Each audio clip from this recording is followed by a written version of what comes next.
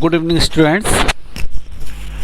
Myself, Dr. Pradeep Kumar Khicha, Associate Professor, SMB Government College, Nathdwara. Today, I will teach to you regarding business communication,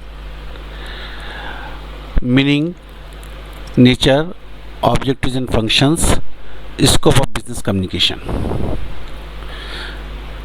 छात्रों, संचार किसी भी व्यवसाय की महत्वपूर्ण आवश्यकता होती है। इसके बिना संस्था का अस्तित्व की कल्पना करना ही अधूरी होती है।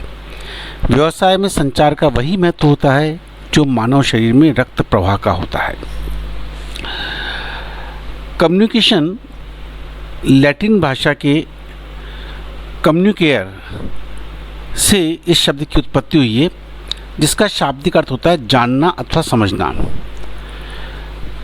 संचार को डिफाइन किया गया है C.G. ब्राउन के द्वारा। It is a process of message and person which are associated with business. It consists the channels of communication. Business communication is that part of communication which is related to business activities and which help to make the business dynamic. संक्षेप में मैं कहूँ, संचार दो व्यक्तियों के मध्य सूचनाओं, तथ्यों, विचारों, भावनाओं एवं समझ का आदान प्रदान होता है। ये दो व्यक्तियों के मस्तिष्क के मध्य की खाई को पाटने वाला पुल होता है। लुइस ए एलन ने संचार को डिफाइन करते हुए लिखा कि संचार में उन सब बातों का योग होता है जो व्यक्ति दूसरे व्यक्ति को अपनी बात ठीक प्रकार से उसके मस्तिष्क में बैठाने के लिए करता है। ये कहने, सुनने एवं समझने की एक निरंतर एवं व्यवस्थित प्रक्रिया होती है। Communication is the sum of all things which a person does when he wants to create understanding in mind of another. It involves a systematic and continuous process of telling, listening and understanding. इन परिभाषाओं के आधार पर हम संचार के nature को अथवा संचार की कैरेक्टरिस्टिक्स को एक्सप्लेन कर सकते हैं। It is exchange of facts and opinion, therefore two side process.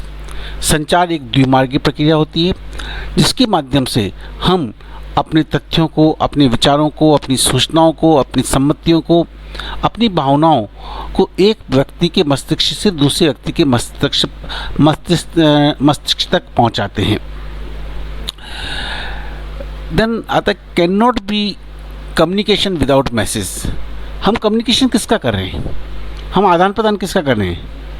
We are communicating message. जो सूचना है, जो तथ्य है, जो सम्मति है, जो भावना है, जो विचार है, उसका आदान प्रदान किया जाता है।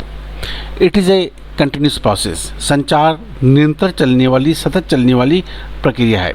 इसमें कहने, सुनने और समझने की एक व्यवस्थित प्रक्रिया लगातार चलती है। Message conveyed has it reaction too. Meaning of message is complete when reaction of message materialize. देखिए, संचार के 5 तत्व होते हैं। सेंडर, जिसको हम बोलते हैं प्रेषक, संदेश देने वाला। रिसीवर, प्राप्तकर्ता, संदेश प्राप्त करने वाला। मैसेज, ये सूचनाओं, तथ्यों, विचार, सम्मति अथवा भावना के रूप में हो सकता है। साधन, किस माध्यम से संचार किया जाएगा? वर्बल, नॉन वर्बल, रिटर्न और ओरल। देन आता है फीडबैक। जब संचार प्राप्तकर्ता, प्रेषक के द्वारा प्रस्तुत किया गया संचार को संचार प्राप्तकर्ता प्राप्त करता है, उसको वो अपनी समझ के आधार पे, अपनी योग्यता के आधार पे डिकोड करता है। डिकोड करने के पश्चात में वो अपना फीडबैक देता है। उसका फीडबैक रिएक्शन के रूप में देगा। तो रिएक्शन पुनः सेंडर के पास पहुंचेगा। इसलिए हम कहते हैं कि message conveyed has its reaction too. इसमें रिएक्शन को भी शामिल किया जाता है। Its main object is to create understanding. देखिए, संचार दो व्यक्तियों के मस्तिष्क के मध्य की खाई को पाटने वाला पुल है, जैसा कि अभी मैंने पूर्व में कहा है। जब दो व्यक्तियों के मस्तिष्क में खाई है, कुछ अंतर है, कुछ असमानता है, कुछ दिक्कत है, एक व्यक्ति जो चाहता है दूसरे व्यक्ति तक वो बात नहीं पहुंच पाती, मतलब कहीं ना कहीं वैक्यूम है, तो ऐसी कंडीशन के अंतर्गत संचार के माध्यम से हम दोनों व्यक्तियों के मस्तिष्क के मध्य की अंडरस्टैंडिंग को डेवलप करते हैं, दोनों व्यक्तियों की अंडरस्टैंडिंग मजबूत करते हैं। जब व्यक्तियों की अंडरस्टैंडिंग मजबूत होगी तो ऐसी कंडीशन के अंतर्गत व्यावसायिक उपक्रम के अंतर्गत या किसी भी उपक्रम के, किसी भी संगठन के अंतर्गत समस्त कार्य निर्विघ्न रूप से संपन्न होंगे, बिना किसी रुकावट के संपन्न होंगे और किसी प्रकार के कोई विवाद की स्थिति नहीं हो पाएगी। It is a universal process, सर्वव्यापक है। संचार सर्वव्यापक है, हर क्षेत्र हर जगह किया जाता है, देश विदेश, ग्रामीण शहरी सभी क्षेत्रों के अंतर्गत इसको किया जाता है। इसलिए हम कहते हैं it is a universal process, can be of any form. ये वर्बल और नॉन वर्बल के रूप में हो सकता है। वर्बल में ओरल और रिटर्न के रूप में होगा, नॉन वर्बल के अंतर्गत विभिन्न प्रकार के संचार जिसमें हम बॉडी लैंग्वेज को, प्रॉक्सिमिक्स को, साइन लैंग्वेज को, कलर एटीसी विभिन्न प्रकार के तरीके हैं जिनको आगे आप लोगों को एक्सप्लेन किया जाएगा, के माध्यम से किया जा सकता है।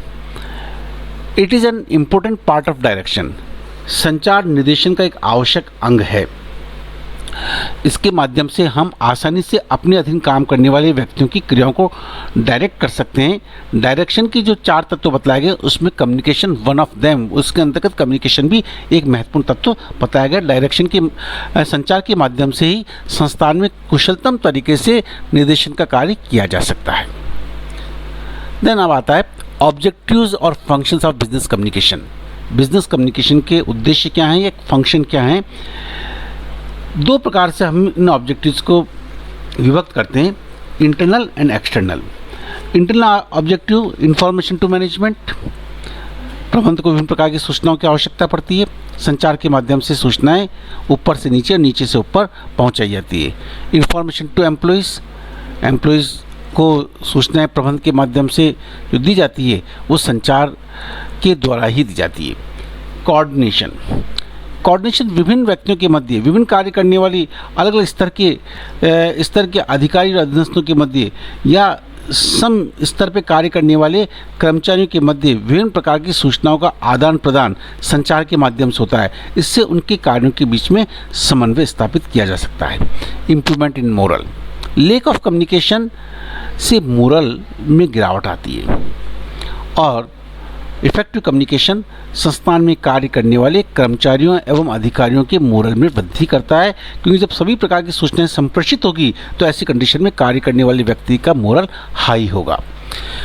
मीन्स टू अचीव एंड्स, अर्थात संस्था के लक्ष्यों की प्राप्ति। संचार के माध्यम से हम निर्विघ्न रूप से कार्यों को संपन्न करते हैं।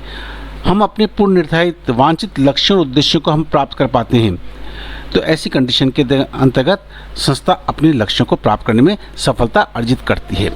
To provide needful decision support, अधिकारियों कर्मचारियों को विभिन्न प्रकार के निर्णय लेने पड़ते हैं और ये निर्णय लेने के लिए विभिन्न प्रकार की सूचनाओं की, तथ्यों की जानकारी की आवश्यकता होती है। ये जानकारी संचार के माध्यम से उपलब्ध करवाई जाती है। इसलिए we can say to provide needful decision support is necessary from the necessary is the main object of the communication. Then communication के जो दूसरे उद्देश्य तो कार्य हैं, that is external, बाह्य। इसके अंतर्गत आता है सेल ऑफ गुड्स और services, relation with suppliers, information to other parties to enable organization to become dynamic to face emerging challenges. अर्थात विभिन्न प्रकार की वस्तुओं के विक्रय करने के लिए विभिन्न प्रकार की इंफॉर्मेशन हमें प्रदान करनी पड़ती है। अगर हम इंफॉर्मेशन प्रदान नहीं करेंगे, चाहे वो एडवर्टाइजमेंट के माध्यम से हो या पब्लिसिटी के माध्यम से हो, उसके बिना डिमांड क्रिएट नहीं हो पाएगी। और जब डिमांड क्रिएट नहीं हो पाएगी तो ऐसी कंडीशन में हमारे संस्थान के वस्तु तथा सेवाओं का विक्रय संभव नहीं है। संचार ही वो माध्यम है, वो तरीका है जिसके आधार पर हम विभिन्न प्रकार की इंफॉर्मेशन को स्प्रेड करते हैं, फैलाते हैं, जिससे हमारे संस्थान की वस्तुओं और सेवाओं का विक्रय होता है। पूर्तिकर्ताओं से रिलेशन संचार के माध्यम से बनता है। संचार के माध्यम से हम अन्य पार्टी से इंफॉर्मेशन शेयर करते हैं, जिसके आधार पर हम अपनी व्यावसायिक क्रियाओं को सुचारू रूप से संपन्न कर सकते हैं। संचार के द्वारा हम हमारे संस्थान को डायनेमिक बना सकते हैं। संचार ही है जो हमारी संस्था को डायनेमिक बनाता है, गतिशील बनाता है। और चूँकि विभिन्न प्रकार की सूचना हमें प्राप्त होगी, तो ऐसी कंडीशन के अंतर्गत जो भी परिवर्तन हो रहे हैं, उन परिवर्तनों को हम हमारे संस्थान में, हमारे संगठन के अंतर्गत समय रहते कर लेते हैं, जिससे हमारा संस्थान समय अनुरूप, हमारा संगठन समय अनुरूप रहकर अपने उद्देश्यों को प्राप्त करने में सफलता अर्जित करता है। टू फेस इमर्जिंग चैलेंजेस, जो विभिन्न प्रकार के चैलेंजेस है, उन चैलेंजेस को हम संचार के माध्यम से एक्सेप्ट करते हैं। संचार ही वो तरीका है जो हम उन चैलेंजेस के बारे में हमें बतलाता है, और उन चैलेंजेस को हम किस प्रकार से पूरा कर पाएंगे, ये संचार के माध्यम से ही हम संभव कर पाते हैं। देन आता है scope of business communication. Some of the prominent areas describe its scope area as follow. Hierarchical communication, संस्थान के अंतर्गत जो अधिकार सत्ता चलती है, उस अधिकार सत्ता के रूप में कम्युनिकेशन को डाउन स्ट्रीम, ऊपर से नीचे, डाउन स्ट्रीम नीचे की तरफ, अप स्ट्रीम नीचे से ऊपर, लेटरल समान, क्रॉस व्यू जिसको हम डायगोनल कम्युनिकेशन के नाम से पुकारते हैं, अलग अलग स्तर पर कार्य करने वाले व्यक्तियों के मध्य किया जाने वाला संचार। पर्सनल एंड बिजनेस कम्युनिकेशन, व्यक्तिगत संचार जो हमारे व्यक्तिगत संबंधों के व्यक्तिगत लाइफ जीवन के अंतर्गत किया जाता है, और दूसरा बिजनेस कम्युनिकेशन व्यावसायिक संस्थानों के द्वारा व्यावसायिक संस्थानों के भीतर किया जाने वाला संचार बिजनेस कम्युनिकेशन के रूप में होता है। इंटरनल कम्युनिकेशन, संगठन के भीतर किया जाने वाला कम्युनिकेशन। एक्सटर्नल कम्युनिकेशन, संगठन का बाह्य पक्षकारों के साथ किया जाने वाला कम्युनिकेशन एक्सटर्नल कम्युनिकेशन होता है। Formal communication and informal communication, अधिकार सत्ता के अनुरूप जो हमारी संगठन चार्ट के अंतर्गत पद क्रमानुसार है, उसके भीतर किया जाने वाला संचार फॉर्मल कम्युनिकेशन होता है। और इनफॉर्मल कम्युनिकेशन जिसको हम ग्रेपवाइन के नाम से भी हम पुकारते हैं, अंगूरी लता संचार के नाम से पुकारते हैं, जो इनफॉर्मल कम्युनिकेशन होता है, जिसके अंतर्गत हम हमारी पद स्थिति या अधिकार सत्ता को दृष्टिगत नहीं रखते हैं, अपितु हमारे व्यक्तिगत संबंधों के आधार पर सूचनाओं का आदान प्रदान करते हैं। इंटरेक्टिव कम्युनिकेशन, मास कम्युनिकेशन और बिजनेस प्रोसेस आउटसोर्सिंग, ये तीनों भी संचार के क्षेत्र कहे जा सकते हैं, जिसके द्वारा भी हम संचार विभिन्न पक्षकारों के मध्य हम करते हैं। थैंक्स।